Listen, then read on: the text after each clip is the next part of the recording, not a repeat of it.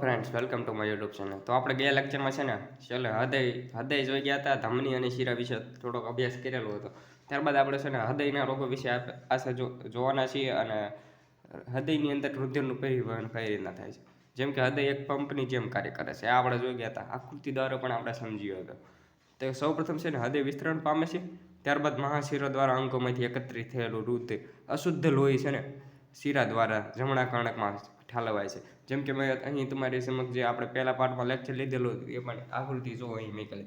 જેમ કે જમણી બાજુ છે ને તમને શીરામાંથી અશુદ્ધ લોહી છે ને એ જમણા કર્ણકમાં આવે છે, જાય છે. તે મુજબ એ છે ને જોઈએ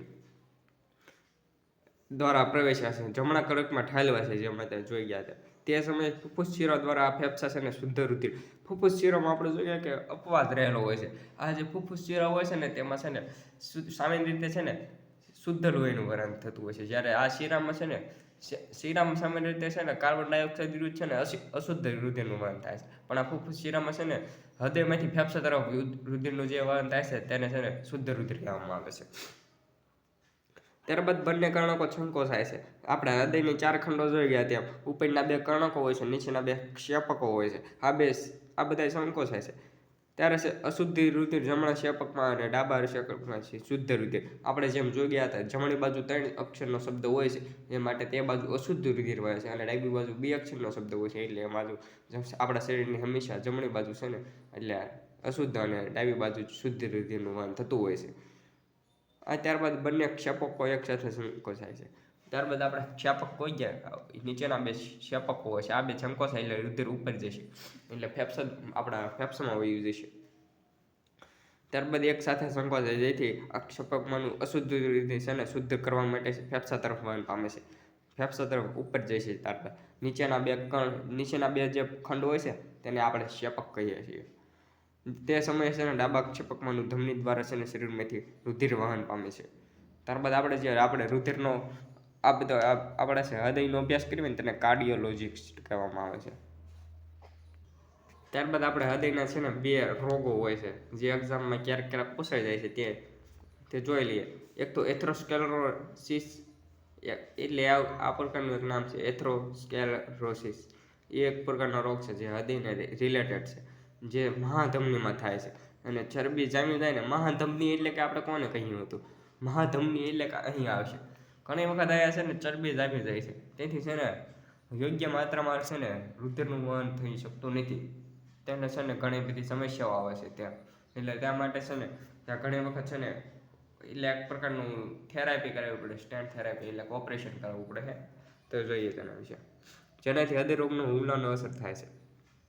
તેની સારવાર માટે એક હૃદય સ્ટેન્ટ થેરાપી અથવા તો બાયપાસ સર્જરી એટલે આપણે જે કરાવવી પડે એ રીત. તેવી જ રીતના છે ને આર્ટિયોસ્ક્લેરોસિસ, જેમ ઉપર એથેરોસ્ક્લેરોસિસ હતું તેમ આર્ટિયોસ્ક્લેરોસિસ. ત્યાં ધમનીમાં અને ચરબીમાં કેલોસ્ટ્રોલ જામી જાય છે. ધમનીની અંદર જે ચરબીમાં જે કેલોસ્ટ્રોલ નામનું એક દ્રવ્ય હોય છે તે જામી જાય છે, જેનાથી અંગમાં બ્લોકેજ થઈ જાય છે. ખાલી તમારા હૃદયની રિલેટેડ ખાલી આ 2 નામ યાદ રાખી લેવાના છે. તો આગળનું આપણું ચેપ્ટર આવે છે ને ચેતાતંત્ર આવે છે, તેની આપણે છે ને બેઝિક માહિતી લઈ લઈએ, કારણ કે હવે છે ને વિડીયો પૂર્ણ કરી નાખશું, બહુ શોર્ટ થઈ જશે પછી. ત્યારબાદ આ સંપૂર્ણ ચેપ્ટર પછી બહુ લોંગ થઈ જશે.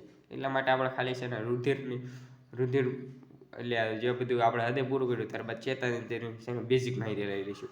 ચેતાતંત્ર છે ને સામાન્ય રીતે છે ને આપણા મગજમાં આવેલું હોય છે. મગજ દ્વારા છે ને અંગો તરફ જે બધી માહિતીઓનું આદાન પ્રદાન કરવામાં આવે છે તેને ચેતાતંત્ર કહેવામાં આવે છે. મગજથી અંગો વચ્ચે, અને તેની વચ્ચે એક સાંકળતી એક રચના હોય છે જેને કરોડરજ્જુ કહેવામાં આવે છે. આપણા ચેતાતંત્ર, મગજ અને કરોડરજ્જુ, અને વચમાં આપણા અંગોને પણ માહિતી આપે. સંવેદનીય અંગો દ્વારા ચેતાતંતુ, જ્ઞાનતંતુ અને મગજતંતુ એ રીતના મગજ સુધી આપણી માહિતી પહોંચે છે. એટલે આપણે જે આપણા માઇન્ડમાં ન્યુરોન્સ કહીએ તો તે આપણે આધુનિક ભાષામાં.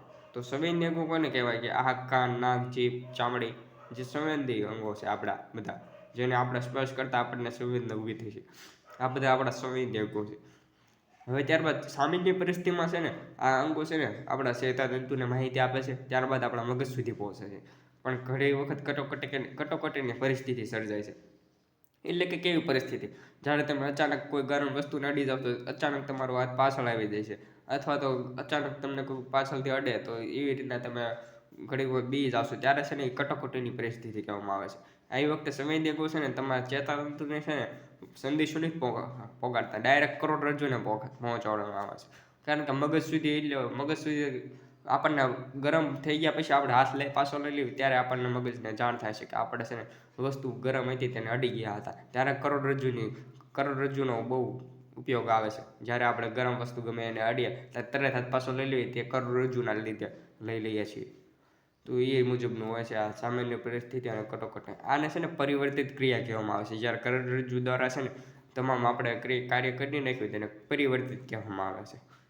હવે ચેતાતંત્રમાં આપણે શેનો અભ્યાસ કરવાના છીએ આ પાઠમાં, તેમાં આપણે મગજનો અભ્યાસ કરવાના છીએ, કરોડરજ્જુનો, મધ્યવર્તી ચેતાતંત્રમાં મગજ અને કરોડરજ્જુ એ રીતના. ત્યારબાદ પરિવર્તીમાં આપણે જોઈ ગયા જેમ કરોડરજ્જુ દ્વારા સામાન્ય રીતે ડાયરેક્ટ જે એક્શન લેવામાં આવે છે તેને પરિવર્તિત ક્રિયા, પણ એ પરિવર્તી છે. તેમાં સંવેદી ચેતા, પ્રેરક ચેતા અને મિશ્ર ચેતાઓનો સમાવેશ. સંવેદી ચેતા એટલે કોને કહી શકાય? જેમાં આપણે છે ને જે આપણા હૃદયથી, આપણા મગજથી અંગો તરફ જેનું વહન થાય છે સંદેશાઓનું, અંગોથી મગજ તરફ, તેને આપણે સંવેદી ચેતા કહીશું. પ્રેરક ચેતા એટલે મગજથી અંગો તરફ, મિશ્ર ચેતા એટલે બંને મગજથી અંગો તરફ, અંગોથી મગજ તરફ પણ જે સંદેશાઓનું વહન થતું હોય. ત્યારે સંવેદનાગ્રાહી અંગો વિશે જોવાના છીએ આપણે, જેમાં આંખનો અભ્યાસ કરીશું, કાનનો અભ્યાસ કરીશું, નાકનો અભ્યાસ કરીશું, જીભનો અભ્યાસ કરીશું, ચામડીનો અભ્યાસ કરીશું. આ બધા વિશે આપણે ડિટેલમાં અભ્યાસ કરવાનો છે. આ ચેતાતંત્રમાં જે પણ ચેતાતંત્રને રિલેટેડ જે આપણા અંગો હોય છે તે બધા વિશે આપણે ચર્ચા કરવાના છીએ. ત્યારબાદ જોઈ લઈએ એટલું. મધ્યવર્તી ચેતાતંત્ર છે ને સંપૂર્ણ શરીર અને ચેતાતંત્ર પર નિયંત્રણ રાખે છે. આ જે મધ્યવર્તી એટલે કે એમાં છે ને આપણે જોઈ ગયા મધ્યવર્તી ચેતાતંત્રમાં છે ને આપણો મેન પાર્ટ મગજ અને છે કરોડરજ્જુ બંનેનો સમાવેશ થાય છે. તેથી આ છે ને આપણા આખા શરીરનું સંપૂર્ણ સંચાલન કરે છે. આ ચેતાતંત્ર બંને બે ભાગનું બનેલું હોય છે, મગજ અને કરોડરજ્જુ. તો આપણા મગજથી છે ને બાકી રાખશું, તે નેક્સ્ટ પાર્ટમાં જોઈશું. જો તમને વિડીયો ગમ્યો હોય તો લાઈક કરજો, શેર કરજો. તો મળીએ નવા લેક્ચરમાં. જય હિન્દ.